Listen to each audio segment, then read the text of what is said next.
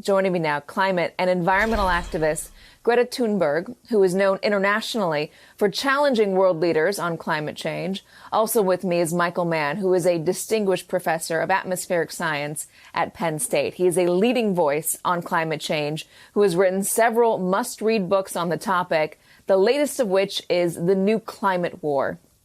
Both of you, welcome, and thank you for being here. Greta, I do want to start with you. We have a new president in this country. We have a new agenda as well. Climate change is right at the top of it. We've re-entered the Paris Climate Accord, and Joe Biden is promising to work a lot harder and a lot more frequently on addressing climate change. What do you think of that? Well, I think, of course, it's a crucial first step that the U.S. rejoins the Paris Agreement. That is absolutely necessary if we are to avoid the worst consequences of the climate and ecological crisis. And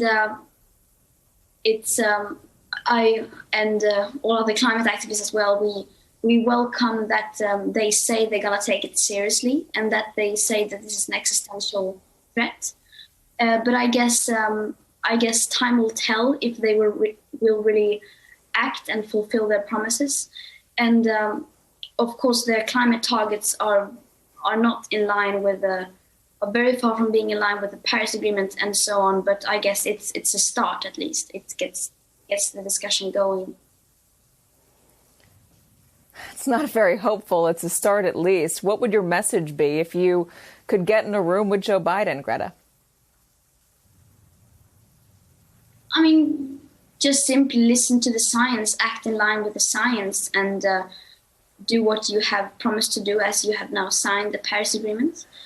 I guess that will be my message. And my message for the people and for citizens would be that, yes, we have now, the odds are much better now than they were 2 days ago of us succeeding, but that doesn't mean that we can relax.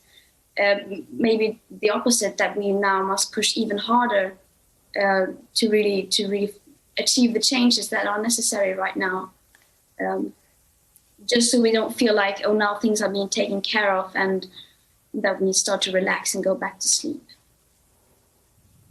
So, Michael, in your new book, you have a 4-point battle plan in this new climate war, and I'll just list it. You say disregard the doomsayers. A child shall lead them. We have Greta here with us. Changing the system requires systemic change, and educate, educate, educate. I want to focus on that last one because what you write sounds a lot like what Joe Biden was preaching the other day during his inaugural address, that if enough of us get on board, change can happen. And what you say is don't try to convince people who are unconvincible. You're not going to do it. Try to educate everybody else who might be confused. Explain that more to us. Yeah, thanks, Katie. And thanks, Greta, for joining us. It's nice to finally come virtually face to face with my friend and a real hero to me and so many of us. There really is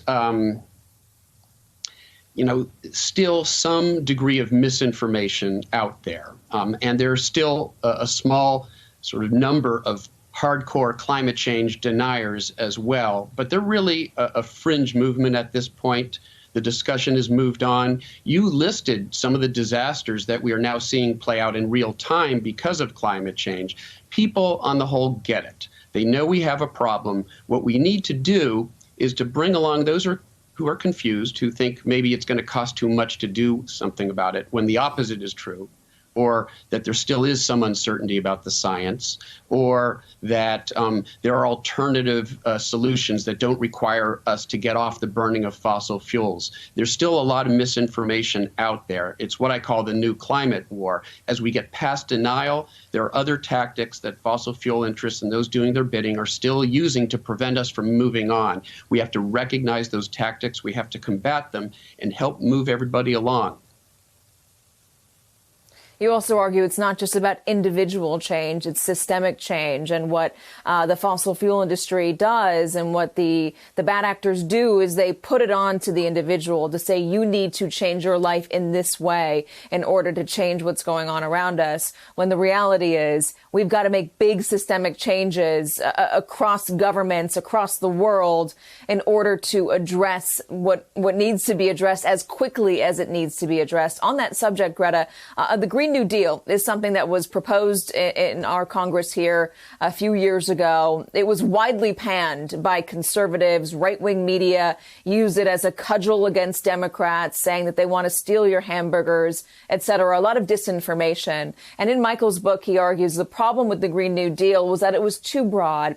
It folded in social initiatives that weren't necessarily central to the climate fight, and it enabled the bad actors to paint it with a broad negative brush. And it also might have alienated those who were a little uneasy about progressive social change. Is there a way to message on climate change and the need to fight it, the urgency of it, but in a moderate way?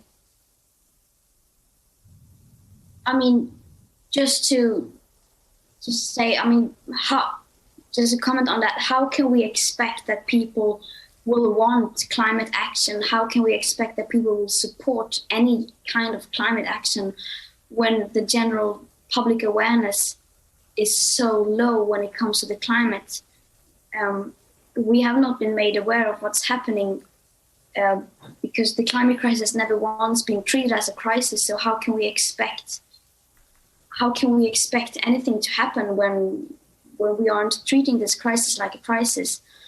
And I mean, the Green New Deal, obviously, it's not, if you include the crucial aspects like the aspect of equity and so on, it's very, very far from being enough, from being in line with the Paris Agreement and so on. And that's not my opinion, if people may think that. But it at least gets the discussion going. And yes, you could argue that we need more moderate suggestions to because that will at least get passed, and that could be a way, as long as we then make clear. I mean, if it's better than nothing, then as long as we make clear that this is very, very far from being enough, and so on. And we must also remember that we can't negotiate and compromise with the laws of physics. Hey, thanks for watching our YouTube channel. You should know that you can follow today's top stories and breaking news and catch up on your favorite MSNBC shows all in one place. Download the NBC News app today.